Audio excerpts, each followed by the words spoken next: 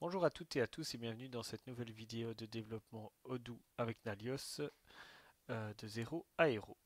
Alors aujourd'hui nous allons voir comment rendre un champ en modifiable mais de manière dynamique. On l'a vu dans des vidéos précédentes pour le rendre invisible, on avait vu également pour le domaine dynamique. Et donc cette fois-ci on va rendre un champ euh, modifiable de manière dynamique. Alors, on peut voir ici par exemple que dans la vidéo précédente, on rendait le champ justification invisible si le pays était un load countries. Donc, pour vite voir, on peut aller voir. On peut voir en fait que tous les pays sont load country, sont autorisés, sauf les United States. Et donc, c'est bien pour ça que si vous allez sur les seller order, ben, Lauren Douglas qui vient d'Albanie, ben, elle n'a pas besoin de justification, alors que Deco Addict qui vient des United States, lui, il a besoin d'une justification. Alors ici, simplement ce qu'on va faire, c'est on va changer, on va vraiment utiliser le même principe, sauf que au lieu d'être un invisible, ce qu'on va faire, c'est on va le mettre en read-only. Alors, qu'est-ce que ça va changer? On va aller retourner dans cette fonction, la isJustification invisible. Ben, on pourrait faire tout à fait pareil avec hop, isJustification read only. Hop, required. Enfin non, read only c'est voilà. Ben, donc ici, hop, si on change invisible ici, hop,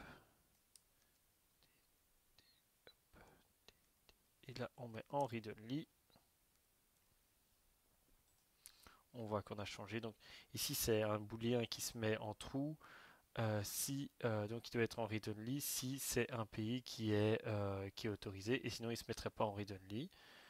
Donc ben, la logique elle est la même que la fois d'avant, c'est qu'en fait on va mettre ici dans le read only ce champ et surtout ici on a tout copié, ça n'ira pas.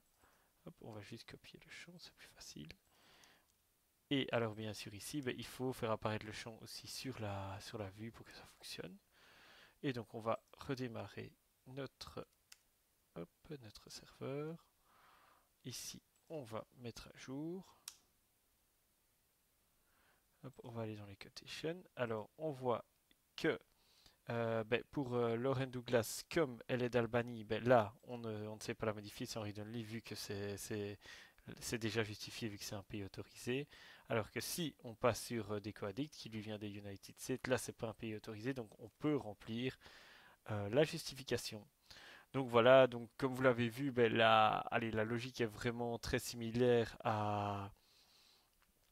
euh, à la manière de rendre un champ dynamique, un champ invisible de manière dynamique, avec le read-only, c'est vraiment la même chose, sauf qu'on passe sur du read-only et donc on fait bien un champ compute pour définir si ce champ-là sera read-only ou pas. Donc voilà, j'espère que cette vidéo a été intéressante pour vous.